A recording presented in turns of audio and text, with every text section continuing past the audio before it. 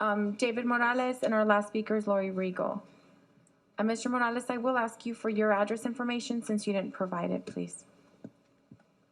My name is David Morales, and I don't need to give you my address. Well, then, would you like to provide it to Miss Gutierrez later then? Because we do need that. No, and I would like my time reset because you're wasting my time here. I'm asking you for the basic information that we require for all of the people here. We're just want to know your contact I know, but you information. don't need it. Point of order, Mr. Yes, Grijalva. no. As we discussed before, there's nothing in policy that Dr. Stegeman, requires giving an I address. didn't give you the floor. Thank you. Okay. I do need that contact information, sir. Thank you. Is it needed or legal? We do request it right here. It's absolutely legal under statute that you need my address to speak. I asked you to provide the information here. You didn't provide us any contact information, which is important for us if we want to be able to respond to anything or You guys know provide how you to get a additional hold of me. I'm always information. No, sir. You do. Anyways, I'm going to continue Letting him on. go? Or we- I don't. I just wanted to ask our lawyer. from legal if we could ask for the information, and he doesn't have to provide it in the microphone, but Can you give him a- Madam President, Go ahead. governing board members, sir, the governing board is actually required by state law to record the names and addresses of individuals who address the board. And that's the purpose of their request. and I haven't asked anyone else because everyone else's information has been provided. Well, I've talked before and not given my address. Point of order, Ms. Grijalva. That is I actually exactly asked contrary to the Dr. legal Stegeman, advice we got last Dr. month. Stegeman, I didn't call on you, and I asked legal. Thank you.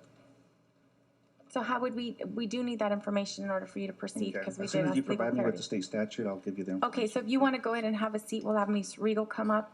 You'll still have an opportunity to speak. Okay. Thank you. Ms. Regal, go ahead.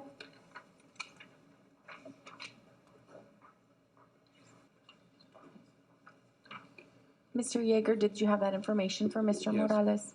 Madam President, my apologies. The statute has been changed since I last looked at it. Okay. It now only requires the name of the individual. Okay, great. Go ahead, Mr. Morales. Thank you, sir. And that was just what your legal said last week or last meeting also. So sometimes you guys are wrong and sometimes the citizens are right. I just wanted to address a few things that I heard earlier. I always hear about the past, and I'm not a big fan of the Petticone administration, but I remember Cam, who's running for a re-election this year, being against the 11 school closures last time he ran, and then immediately after he got elected, he says, I'm for them. And while that vote might have taken place under the previous administration, the school still closed under your watch, and you could have stopped them from closing. And you guys did nothing to do that. Now, the reason this is important is because you say, okay, well, we haven't had layoffs like before.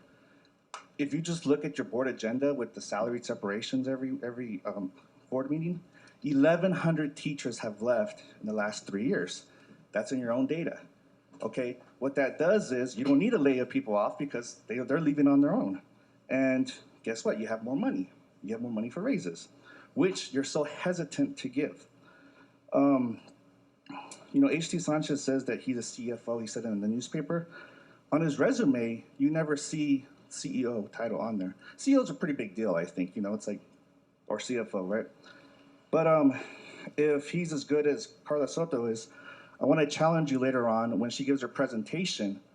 You guys wonder if people who can't speak English can have an interpreter.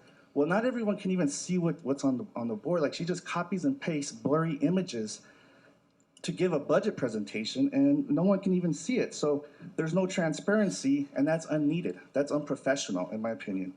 Who doesn't know how to make a PowerPoint nowadays? So the reason this is important is because no one knew how the 123 monies that you guys voted on last time was spent. It's not in the agenda. If it is, can you guys please show it to me? So you guys just voted on this, and you know where we found out about it the first time? In the comment section of the Arizona Daily Star, where Stephanie Bowe posted it. How are you guys voting for something where you don't even know where the money is going? And then there was also another discussion about ESI.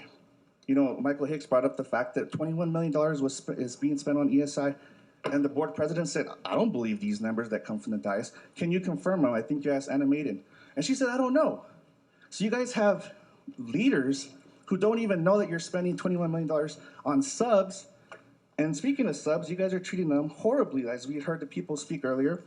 And then what's going on at Pueblo right now, you know, the subs have no sovereignty to give their own grades. I don't know why Jason Fried isn't up here protecting the right of the teachers to give grades.